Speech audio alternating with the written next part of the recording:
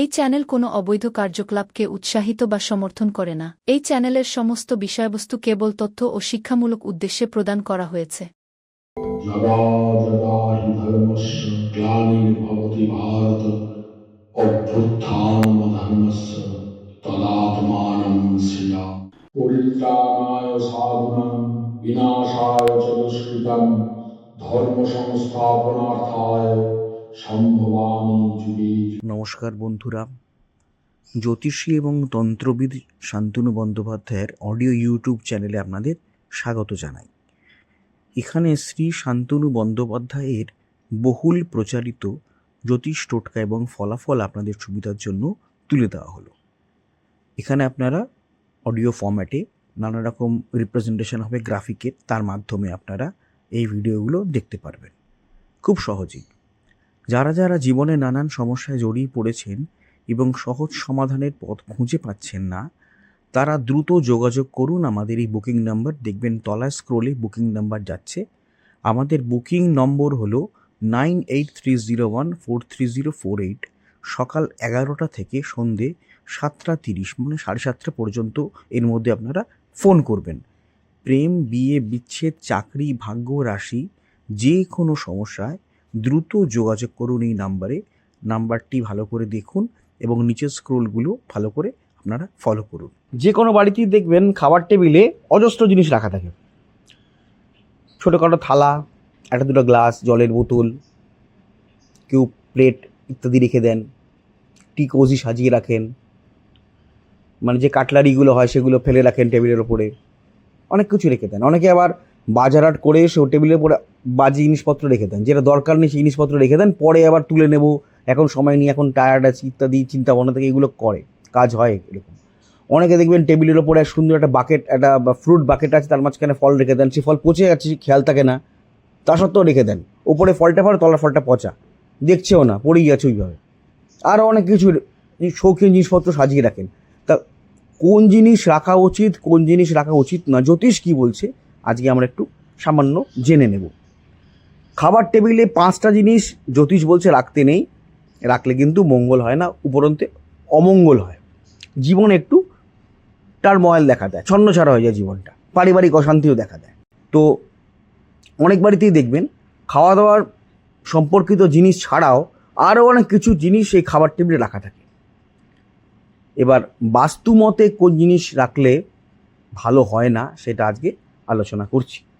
ইঁটো বাসনপত্র, ইঁটো বা ব্যবহৃত বাসন কখনো খাবার টেবিলে জমিয়ে রাখতে নেই। এতে বাস্তুর অকল্যাণ হয়, বাড়িতে নেগেটিভ এনার্জির পরিমাণ বৃদ্ধি পায়, বাড়ির সদস্যদের উন্নতি ব্যাহত হয় বা কমে যায়। পোড়া মোমবাতি, অনেকে কি হয় টেবিলের মধ্যে মোমবাতি রেখে দেন, বিভিন্ন কারণে আলো না থাকলে মোমবাতি জ্বালান, বা অন্যান্য কারণেও মোমবাতি রেখে দেন। কোনো বিশেষ কারণবশত মোমবাতি জ্বালিয়েছেন, কোথায় রাখবেন? খাবার টেবিলটা বড়, টেবিলের উপর পোড়া মোমবাতি রেখে দিলেন। একটা ছোট কাপের মধ্যে করে মোমবাতি রাখছি বা ক্যান্ডেল স্ট্যান্ডের মধ্যে রাখছি পোড়া বা জ্বালানো মোমবাতি, সেটা উচিত নয়। আবার অনেকেই খাবার টেবিলে সুগন্ধি মোমবাতি রাখেন, কারণ পছন্দ করে, ক্যান্ডেল লাইট ডিনার করে, মোম জ্বললে সুগন্ধ বেরোয়, একটা সেন্ট বেরোয়, একটা ফ্র্যাগনেন্স বেরোয়। কিন্তু খেয়াল রাখতে হবে সেই মোমবাতি যখন নিভে যাচ্ছে বা আধপোড়া হয়ে যাচ্ছে, সেটা টেবিলে রাখবেন না, টেবিল থেকে সরিয়ে অন্য জায়গায় রেখে দিন। আধপোড়া বা পুড়ে যাওয়া মোমবাতি কখনও খাবার টেবিলে জমিয়ে রাখতে নেই, বাস্তুর খুব খারাপ হয়, বাস্তুর খুব ক্ষতি হয়, রাখতে নেই।